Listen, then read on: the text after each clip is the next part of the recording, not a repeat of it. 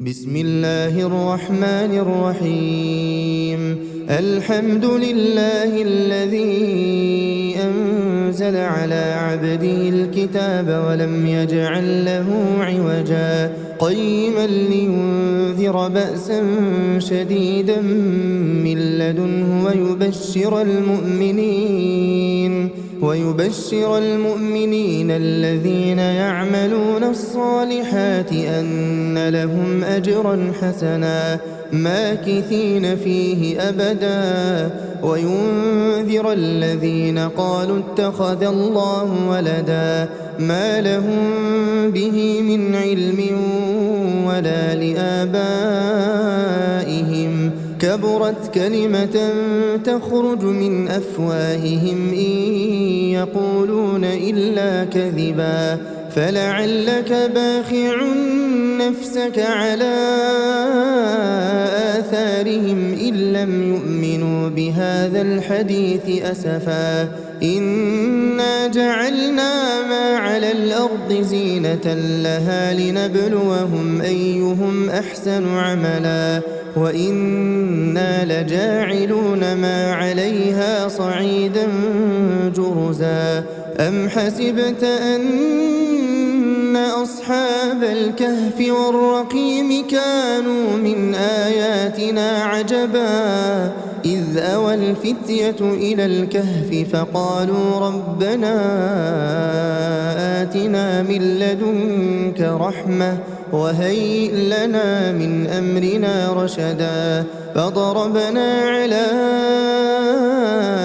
آذانهم في الكهف سنين عددا ثم بعثناهم لنعلم أي الحزبين أحصى لما لبثوا أمدا نحن نقص عليك نبأهم بالحق إنهم فتية آمنوا بربهم وزدناهم هدى وربطنا على قلوبهم إذ قاموا فقالوا ربنا رب السماوات والأرض لن ندعو من دونه إلها لقد قلنا إذا شططا هؤلاء قوم اتخذوا من دونه آلهة لولا يأتون عليهم بسلطان بين فمن أظلم ممن افترى على الله كذبا وإذ اعتزلتموهم وما يعبدون إلا الله فأووا إلى الكهف ينشر لكم ربكم من رحمته ويهيئ لكم من أمركم مرفقا وترى الشمس إذا طلعت تزاور عن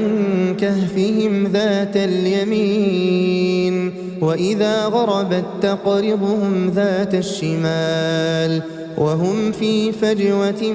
منه ذلك من آيات الله من يهد الله فهو المهتد ومن يضلل فلن تجد له وليا مرشدا وتحسبهم أيقاظا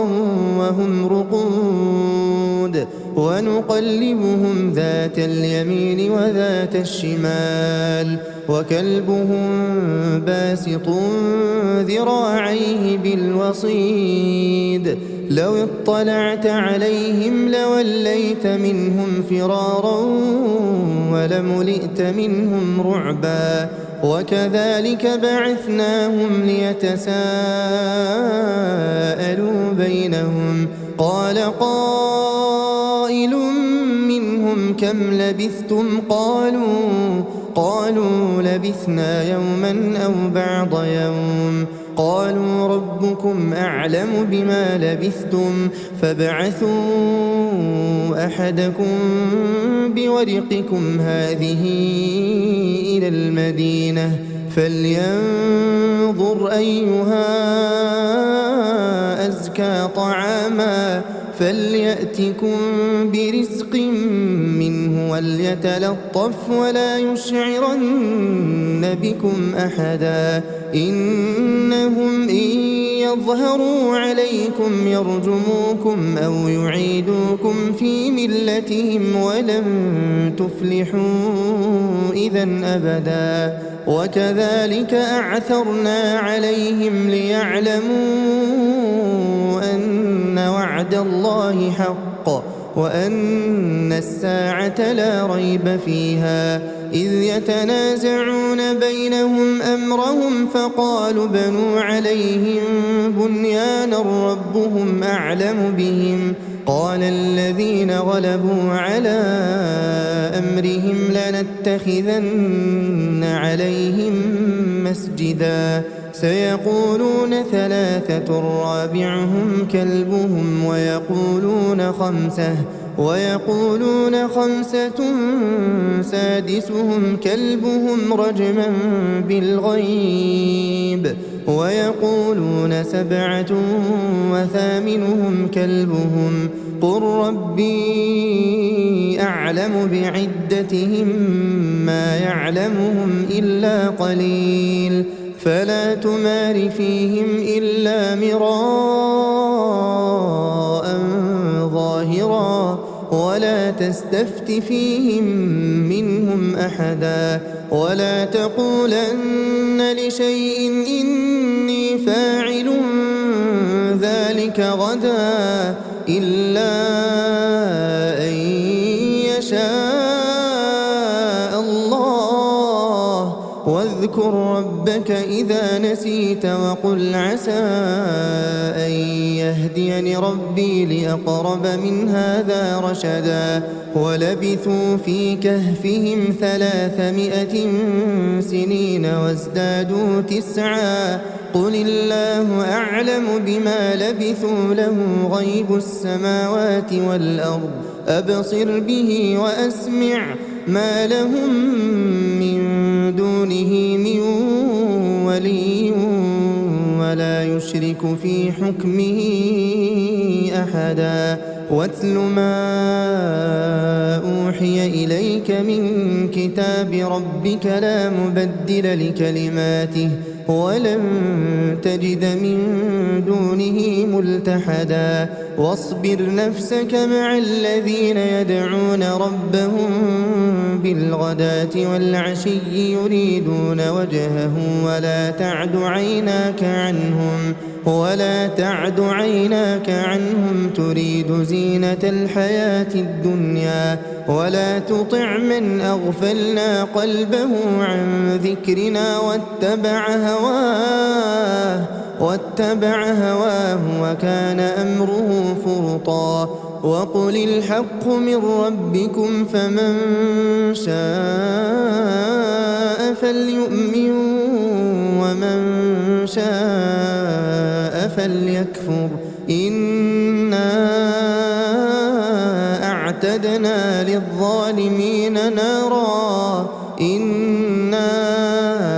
أعتدنا للظالمين نارا أحاط بهم سرادقها وإن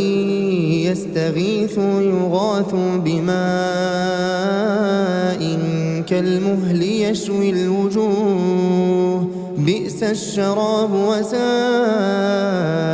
مرتفقا إن الذين آمنوا وعملوا الصالحات إنا لا نضيع أجر من أحسن عملا أولئك لهم جنات عدن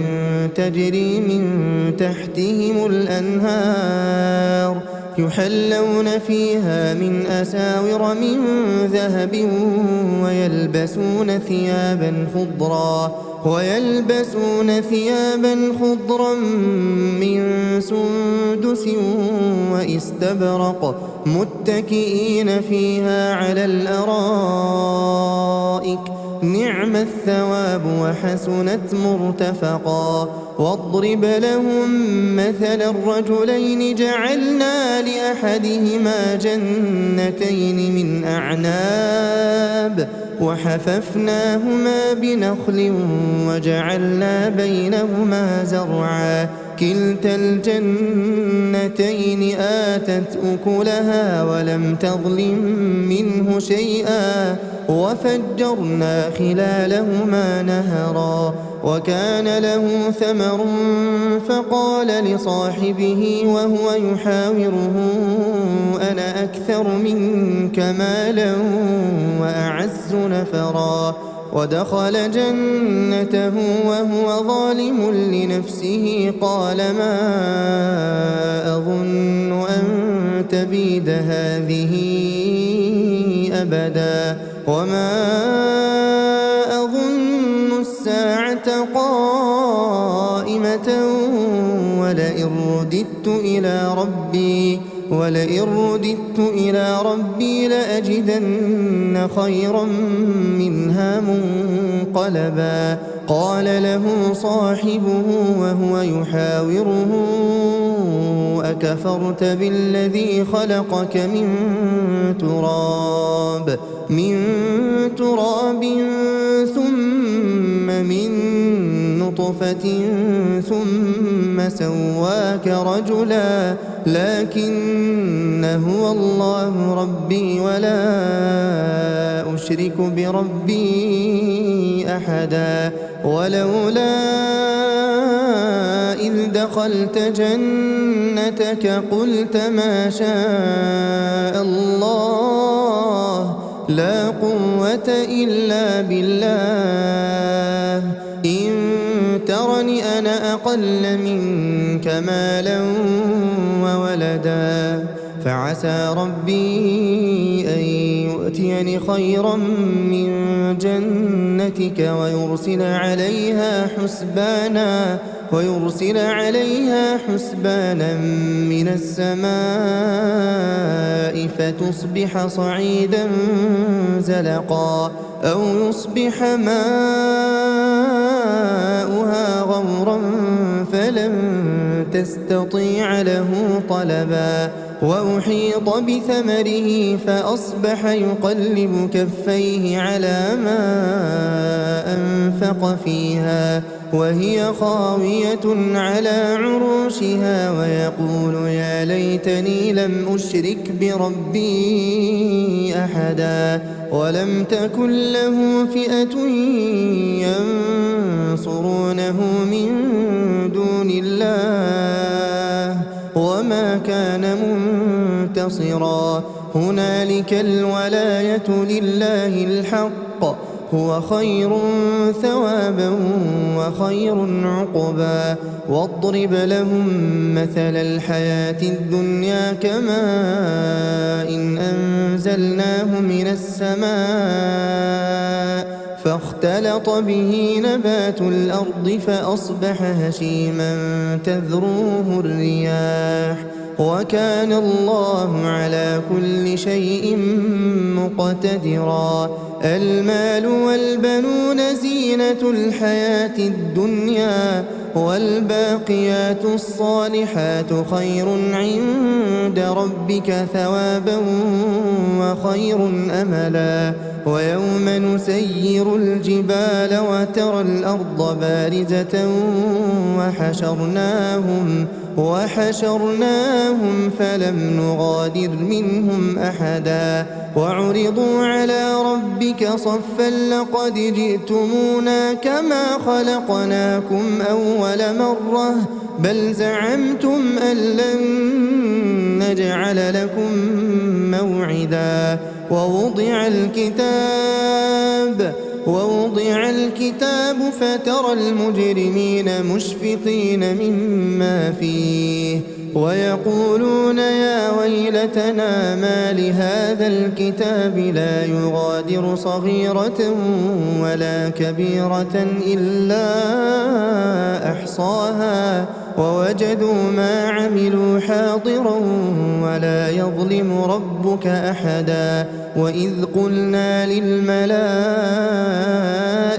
اسجدوا لآدم فسجدوا إلا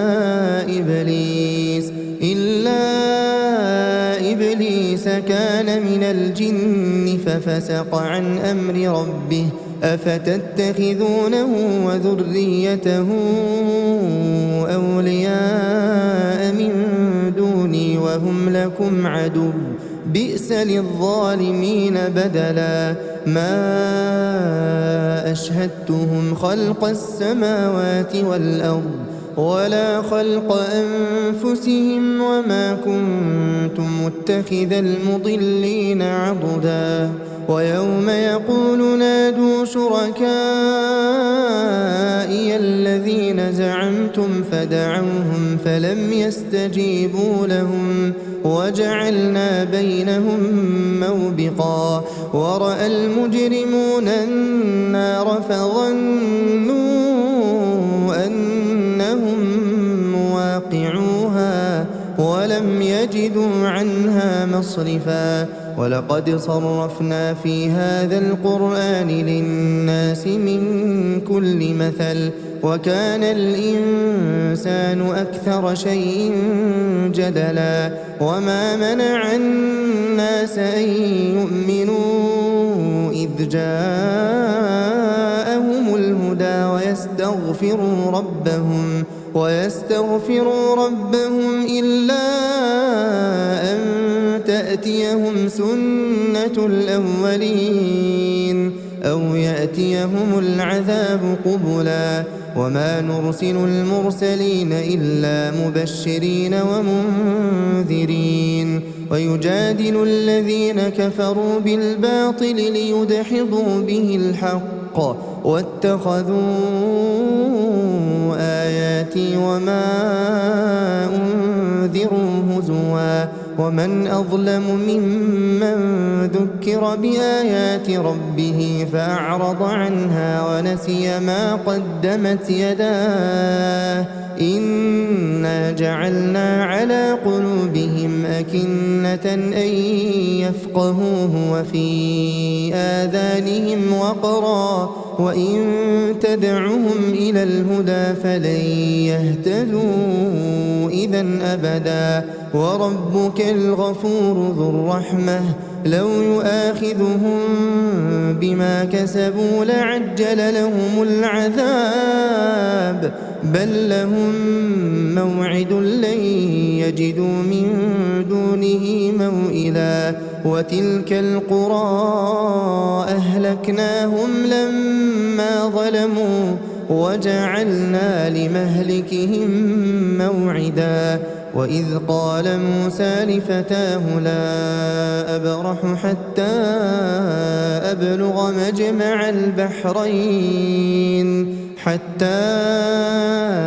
أبلغ مجمع البحرين أو أمضي حقبا فلما بلغا مجمع بينهما نسيا حوتهما فاتخذ سبيله في البحر سربا فلما جاوزا قال لفتاه آتنا غداءنا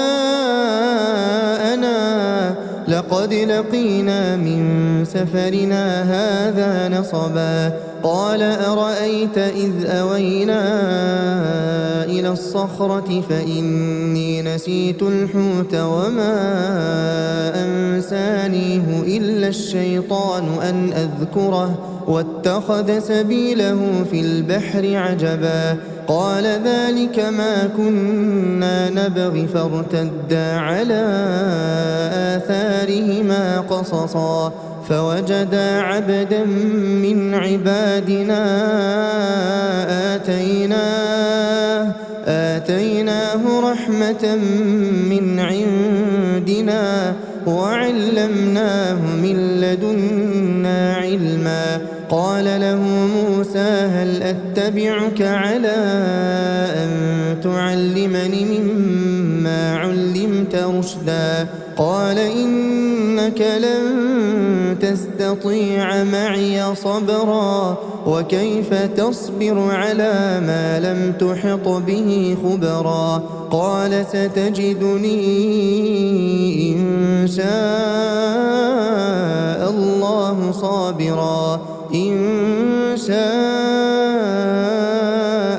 الله صابرا ولا لك أمرا. قال فإن اتبعتني فلا تسألني عن شيء حتى أحدث لك منه ذكرا. فانطلقا حتى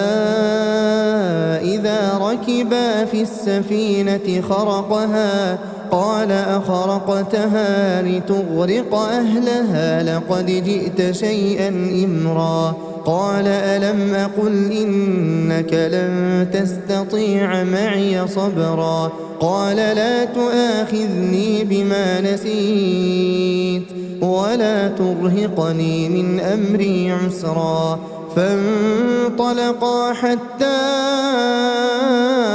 إذا لقيا غلاما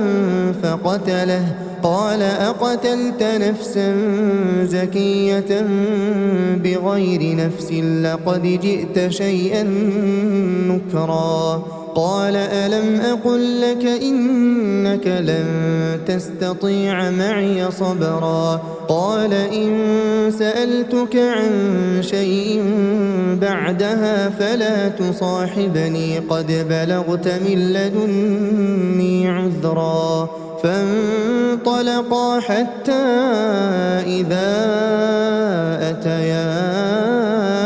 أهل قرية استطعما أهلها فأبوا أن يضيفوهما فوجدا فيها جدارا يريد أن ينقض فأقامه. قال لو شئت لاتخذت عليه أجرا. قال هذا فراق بيني وبينك سأنبئك بتأويل ما لم تستطع عليه صبرا. أما السفينة فكانت لمساكين يعملون في البحر فأردت أن أعيبها وكان وراءهم ملك يأخذ كل سفينة غصبا. وأما الغلام فكان أبواه مؤمنين فخشينا أن يرهقهما طغيانا وكفرا. فأردنا أن يبدلهما ربهما خيرا منه زكاة وأقرب رحما. وأما الجدار فكان لغلامين يتيمين في المدينة وكان تحته كنز لهما وكان أبوهما صالحا. فأراد ربك أن يبلغا أشدهما ويستخرجا كنزهما رحمة من ربك وما فعلته عن أمري ذلك تأويل ما لم تسطع عليه صبرا. ويسألونك عن ذي القرنين قل سأتلو عليكم منه ذكرا. إنا مكنا له في الأرض وآتيناه من كل شيء سببا. فأتبع سببا حتى إذا بلغ مغرب الشمس وجدها تغرب في عين حمئة ووجد عندها قوما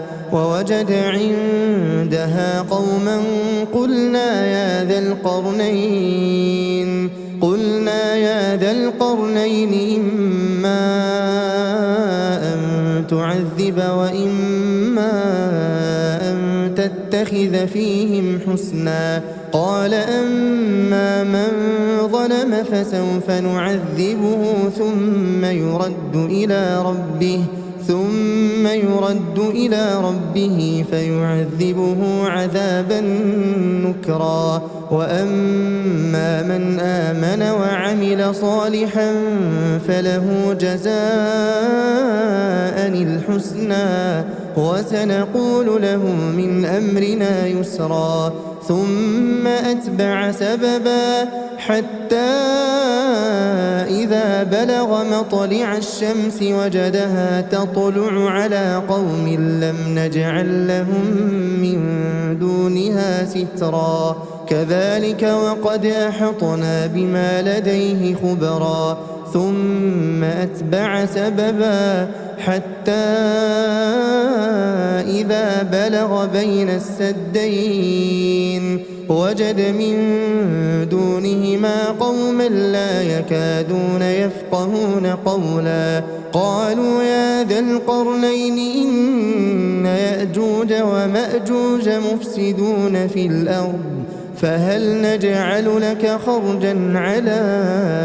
أن تجعل بيننا وبينهم سدا قال ما مكني فيه ربي خير فأعينوني بقوة أجعل بينكم وبينهم ردما آتوني زبر الحديد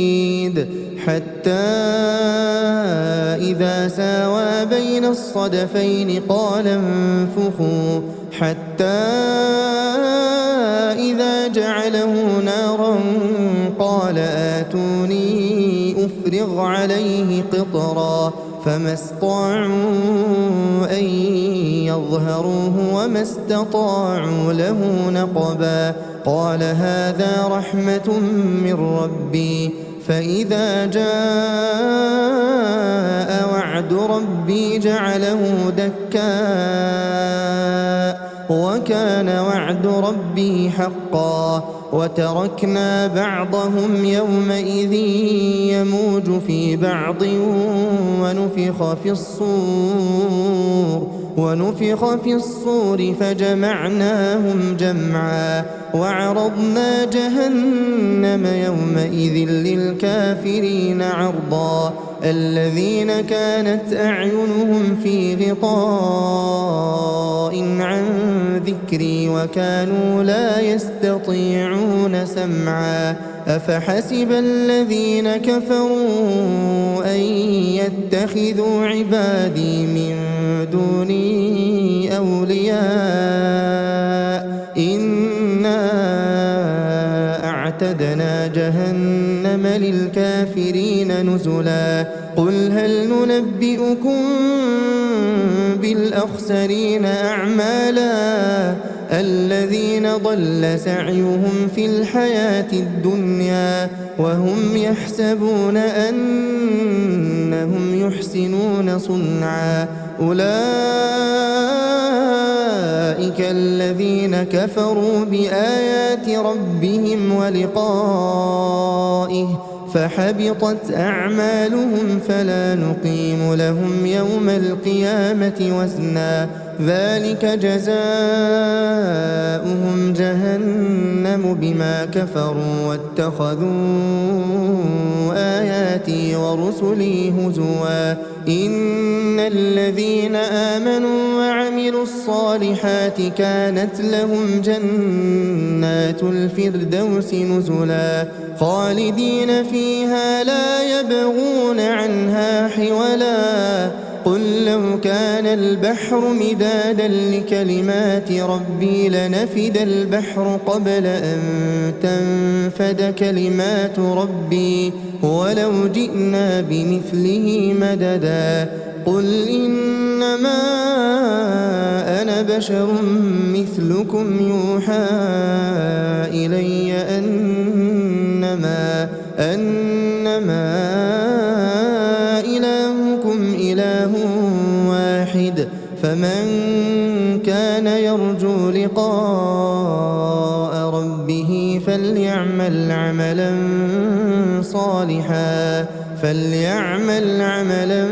صالحا ولا يشرك بعبادة ربه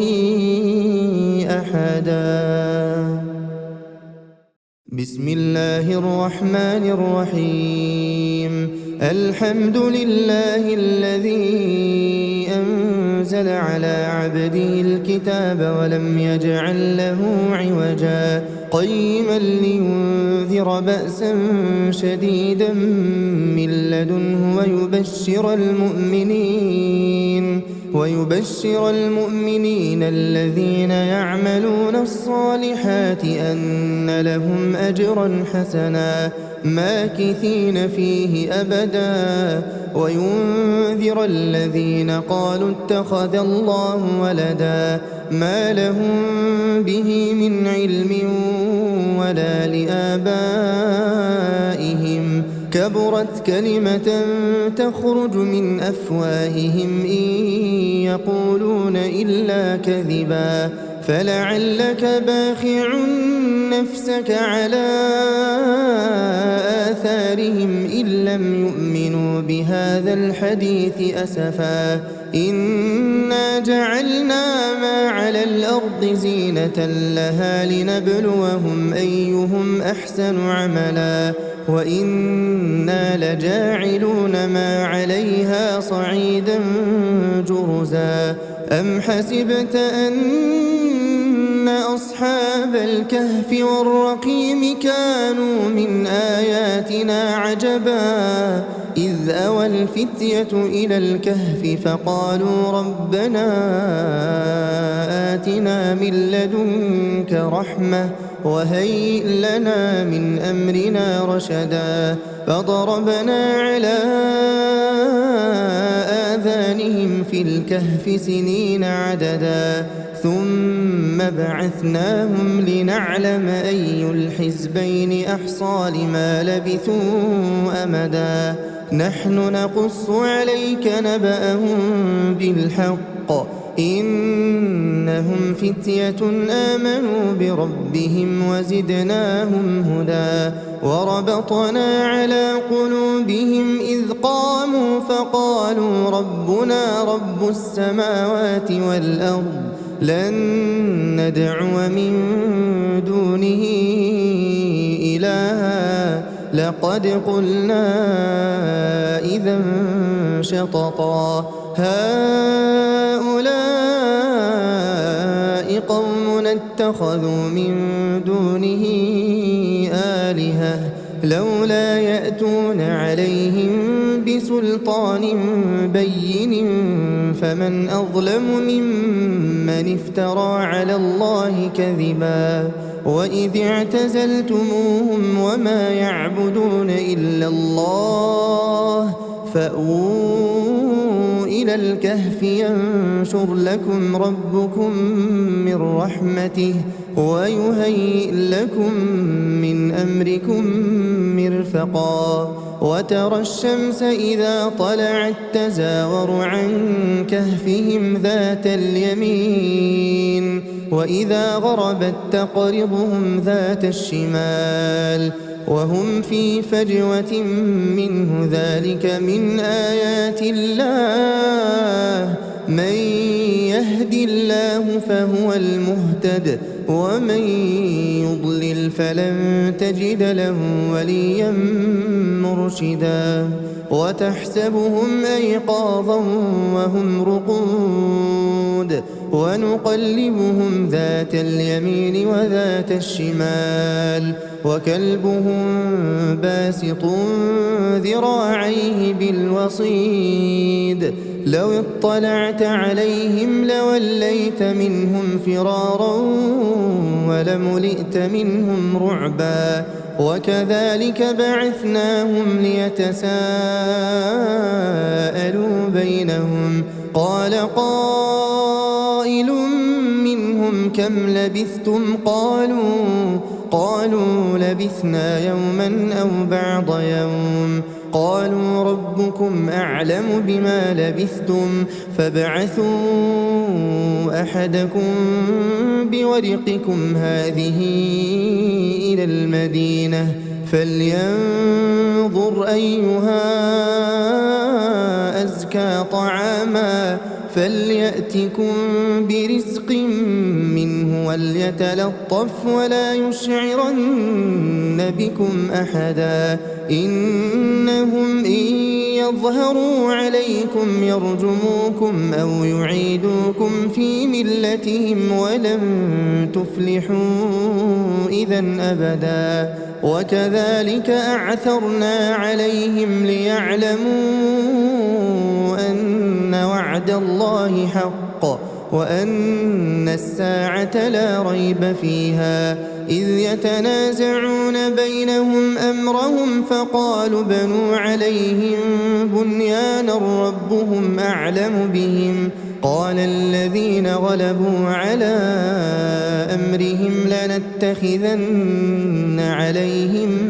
مسجدا سيقولون ثلاثة رابعهم كلبهم ويقولون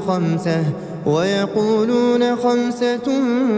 سادسهم كلبهم رجما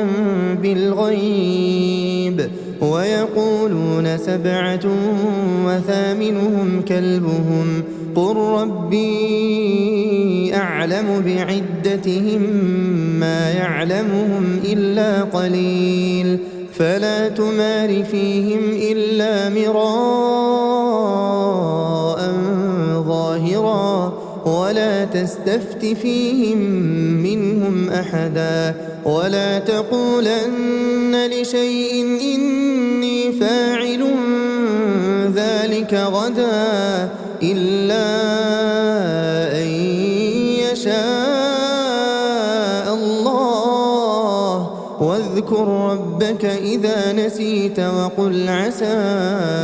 أن يهديني ربي لأقرب من هذا رشدا ولبثوا في كهفهم 300 سنين وازدادوا 9 قل الله أعلم بما لبثوا له غيب السماوات والأرض أبصر به وأسمع ما لهم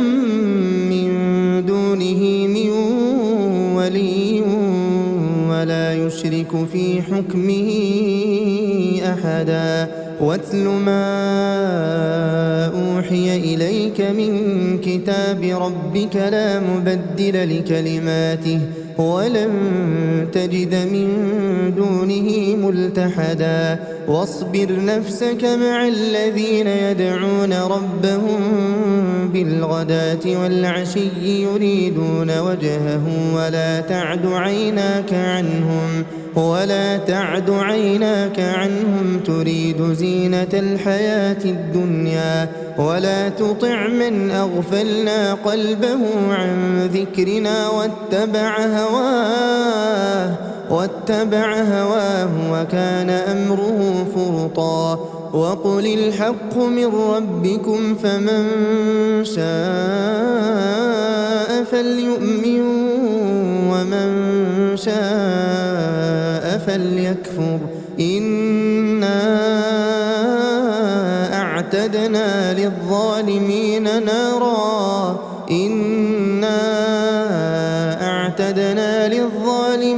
نارا أحاط بهم سرادقها وإن يستغيثوا يغاثوا بماء كالمهل يشوي الوجوه بئس الشراب وساءت مرتفقا إن الذين آمنوا وعملوا الصالحات إنا لا نضيع أجر من أحسن عملا أولئك لهم جنات عدن تجري من تحتهم الأنهار يحلون فيها من أساور من ذهب ويلبسون ثيابا خضرا من سندس واستبرق متكئين فيها على الأرائك نعم الثواب وحسنت مرتفقا واضرب لهم مثل الرجلين جعلنا لأحدهما جنتين من أعناب وحففناهما بنخل وجعلنا بينهما زرعا كلتا الجنتين آتت أكلها ولم تظلم منه شيئا وفجرنا خلالهما نهرا وكان له ثمر فقال لصاحبه وهو يحاوره أنا أكثر منك مالا وأعز نفرا ودخل جنته وهو ظالم لنفسه قال ما أظن أن تبيد هذه أبدا وما أظن الساعة قائمة ولئن رددت إلى ربي لأجدن خيرا منها منقلبا قال له صاحبه وهو يحاوره أكفرت بالذي خلقك من تراب ثم من نطفة ثم سواك رجلا لكن هو الله ربي ولا أشرك بربي أحدا ولولا إذ دخلت جنتك قلت ما شاء الله لا قوة إلا بالله إن ترني أنا أقل منك مالا وولدا فعسى ربي أن يؤتيني خيرا من جنتك ويرسل عليها حسبانا من السماء فتصبح صعيدا زلقا أو يصبح ماؤها غورا فلن تستطيع له طلبا وأحيط بثمره فأصبح يقلب كفيه على ما أنفق فيها وهي خاوية على عروشها ويقول يا ليتني لم أشرك بربي أحدا ولم تكن له فئة ينصرونه من دون الله وما كان منتصرا هنالك الولاية لله الحق هو خير ثوابا وخير عقبا واضرب لهم مثل الحياة الدنيا كماء إن أنزلناه من السماء فاختلط به نبات الأرض فأصبح هشيما تذروه الرياح وكان الله على كل شيء مقتدرا المال والبنون زينة الحياة الدنيا والباقيات الصالحات خير عند ربك ثوابا وخير أملا ويوم نسير الجبال وترى الأرض بارزة وحشرناهم فلم نغادر منهم أحدا وعرضوا على ربك صفا لقد جئتمونا كما خلقناكم أول مرة بل زعمتم أن لن نجعل لكم موعدا ووضع الكتاب فترى المجرمين مشفقين مما فيه ويقولون يا ويلتنا ما لهذا الكتاب لا يغادر صغيرة ولا كبيرة إلا أحصاها ووجدوا ما عملوا حاضرا ولا يظلم ربك أحدا وإذ قلنا للملائكة اسجدوا لآدم فسجدوا إلا إبليس كان من الجن ففسق عن أمر ربه أفتتخذونه وذريته أولياء من دوني وهم لكم عدو بئس للظالمين بدلا ما أشهدتهم خلق السماوات والأرض ولا خلق أنفسهم وما كنت متخذ المضلين عضدا ويوم يقول نادوا شركائي الذين زعمتم فدعوهم فلم يستجيبوا لهم وجعلنا بينهم موبقا ورأى المجرمون النار فظنوا أنهم مواقعوها ولم يجدوا عنها مصرفا ولقد صرفنا في هذا القرآن للناس من كل مثل وكان الإنسان أكثر شيء جدلا وما منع الناس أن يؤمنوا إذ جاءهم الهدى ويستغفروا ربهم إلا أن تأتيهم سنة الأولين أو يأتيهم العذاب قبلا وما نرسل المرسلين إلا مبشرين ومنذرين ويجادل الذين كفروا بالباطل ليدحضوا به الحق واتخذوا آياتي وما أنذروا هزوا ومن أظلم ممن ذكر بآيات ربه فأعرض عنها ونسي ما قدمت يداه إنا جعلنا على قلوبهم أكنة أن يفقهوه وفي آذانهم وقرا وإن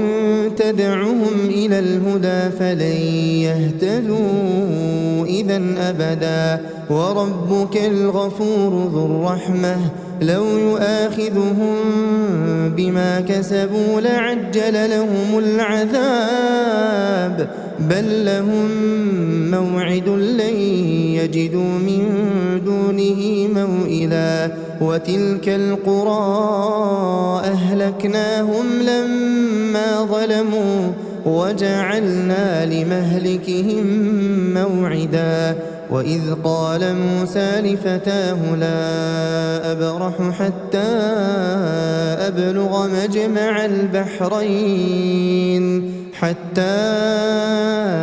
أبلغ مجمع البحرين أو أمضي حقبا فلما بلغا مجمع بينهما نسيا حوتهما فاتخذ سبيله في البحر سربا فلما جاوزا قال لفتاه آتنا غداءنا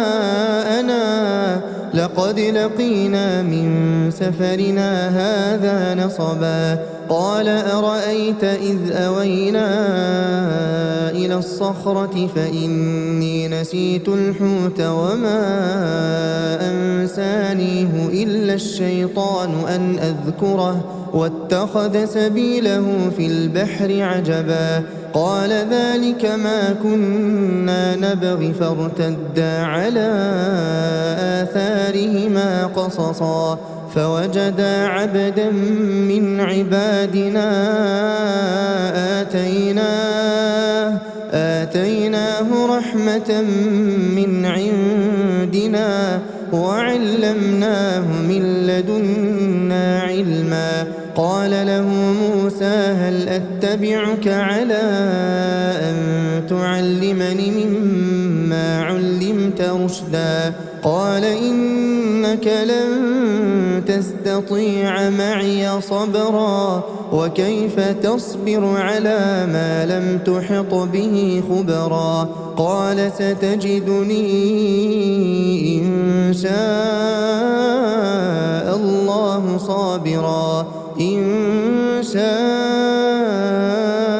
الله صابرا ولا أعصي لك أمرا قال فإن اتبعتني فلا تسألني عن شيء حتى أحدث لك منه ذكرا. فانطلقا حتى